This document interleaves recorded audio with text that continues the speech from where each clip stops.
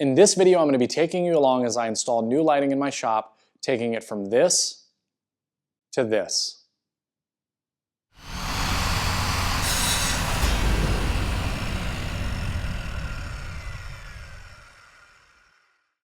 Hey everybody, welcome back. Jason with Bent's Woodworking, and if you're new to my channel, consider subscribing. Welcome to part 3 of the new shop series. As you can see behind me, things are moving along very, very well here in the new shop. And so today I'm going to be covering the lighting, which is a huge upgrade from what it was previously. During the video, I'm going to be taking you through what's inside each one of the boxes, how I went about installing it, showing you clips of how we did the wiring, and then some before and after shots, just so you guys can kind of see what a difference these lights really made. For me, all of this started a couple of years ago when I saw Jay Bates post a video where he installed these lights in his previous shop, which was also a garage. When he did the demonstrations of what the previous lights looked like to the new lights, and then seeing the difference in the more vivid color and just how much better the lighting was in general, I knew from that moment forward that I 100% had to get these lights in my shop. With that being said, the lights that I am using are from American Green Lights. I would like to take a moment to say thank you so much to American Green Lights for sponsoring this project and this video by providing me with the lights for the new shop. Anybody that wants to find out more information about American Green Lights, I will leave a link to their website down below, and you can go on there and research more information about the lights themselves, as well as get current pricing for any of the lights. With that out of the way, let's go ahead and just jump straight into the lighting install. So the light comes in a box like this. This one is a 24 watt, 6,000 Kelvin, 4 feet long. And so the 24 watt is the single strip LED. So the first thing that'll come out will be your ballast. And in it, you're gonna have a little hardware pack right here that has everything that you need. You're gonna have the instructions, which are extremely easy to understand, pictures with each step. And honestly, it's really straightforward. What you have on this side is the plug which will go into the reflector unit itself, which actually has the LED strip, and that just goes in there. And then this would obviously just wire to whatever wire you're using to hook it up, whether you're leapfrogging it, just connecting the 3 wires. There is a little hole that you can pop out here. And so when I mount this to the ceiling,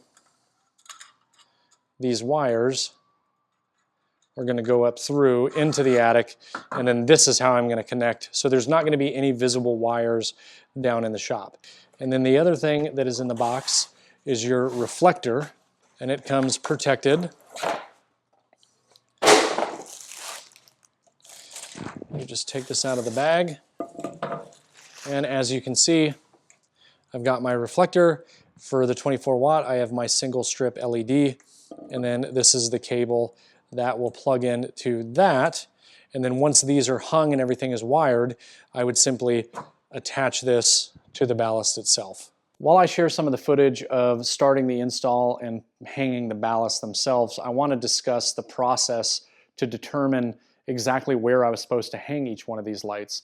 And it was pretty cool because I sent American Green Lights a SketchUp file showing the layout of my shop, and then they put that in their system, and that will give them a really good idea of exactly where each light is supposed to be placed based on the wattage, and it'll show how many foot candles are going to be on each spot, like all these pictures that I've been popping up on the screen. So I knew exactly where everything needed to go.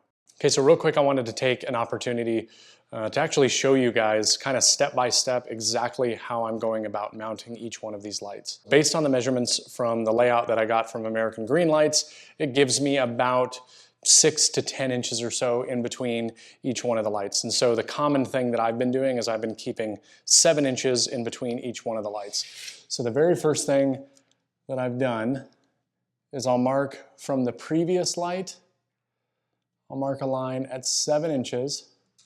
And I just mark that along this laser. I don't know if you can, yeah, you can see the laser in the video. So I'm using a laser to keep everything in a perfectly straight line, which I cannot recommend enough. And so once I mark that line at 7 inches, then I'm going to go ahead and take my light itself, orienting the wires whatever direction you want to orient them. For me, I'm having all of my wires that will get connected running the same direction basically. So I'm going to butt the end of this up to the line that I just made, making sure that that's at 7 inches. And then I'm just going to take a moment to make sure that all of my drill holes and everything like that are all lined up perfectly straight. And that's really, really easy to do when you have the laser. I can just look that one end is in line, look at my other end, and I know that this needs to come way over, needs to come a little bit further back, and now I'm good. And so now what I'm doing is there's these slots that the screws will actually sit up in, and it's circular in the center to accept the bolt itself or the screw itself, and then there's slots on both sides. So I've been marking at the back side of the slot closest to the wall. I'm just telling you that because I use the same reference every single time. So once I have them in place, I'm just using a countersink bit, a screw, whatever, and I'm making a mark. So I'll make a mark on that end, make a mark on this end. And once I have my marks, then I can go ahead and start drilling. Okay, so now that I've got that done, I'm gonna actually drill out each one of these holes, because in each one of the holes will go one of these anchors. And yeah, you could go on studs, but since there's an exact measurement that I needed to line up these lines to get the full effect, the drill bit that I'm using is a 7/32 drill bit. All I gotta do is find my mark, drill my holes. Once I've drilled my holes, I'll grab my anchors. The anchors just push right up in to the hole, nice and flush.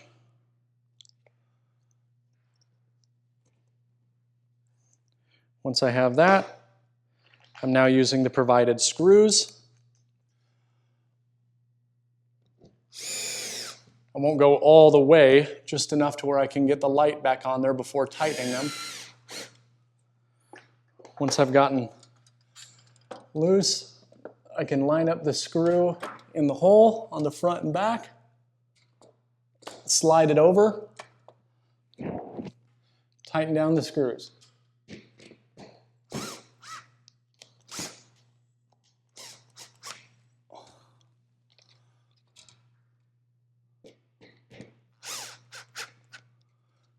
And just like that, I've got my ballast hung to the ceiling. We'll get everything wired up, and then I'll put the reflector over the top of this. What I wanted to do here is I wanted something that I could reference as a comparison for a before and after. So I have my camera on the wall that leads to the house. And once I get all of my lighting installed, I will take a similar shot from the same spot. And I will also keep the same settings that I currently have on this camera. The lens that I'm using is a 10 to 18 millimeter Canon lens. Shutter speed is 1/50th, f-stop is 4.5, and the ISO is set at 800. Once I have the new lights installed, I'll put it on the same settings just to give you a comparison between the two. So now I want to talk a little bit about how we went about wiring each one of these. So the first step was for me to go through and drill holes in each one of the knockouts that I talked about in the beginning of the video when I was showing each one of the ballast assemblies themselves. And so I'm just going light by light and drilling out the hole, because this is the hole that the wire is going to be fed through. We ended up actually wiring everything from below, and basically what we did is I just took 14-2 wire that you can pick up from pretty much any Lowe's, Home Depot, anything like that, just standard 14 gauge white wire, and we would run it up from one light, drop it down on the other light, and I would cut about 6 to 7 inches off. Once I cut that, I would then fish the wire back up to him. He would then move to the next light, drop it down. I would cut it again and run it back up, so on and so forth. And we just continued on doing this throughout the entire shop until every single light was wired.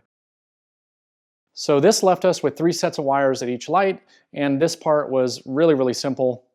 We just connected all of the ground wires together, then all the white wires together, then all the black wires together, and then pushed all of the wires back up into the ballast, and they were ready to have the light itself installed onto the ballast.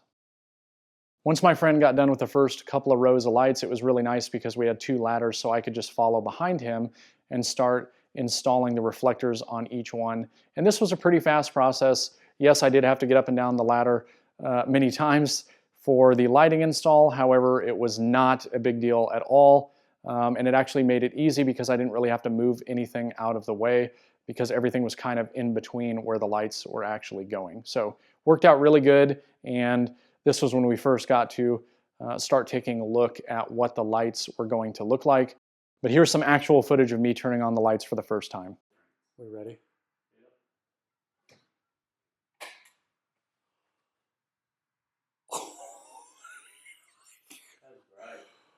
Oh, I love it. Looks like you're walking in a commercial building. I freaking love it. God, what a difference.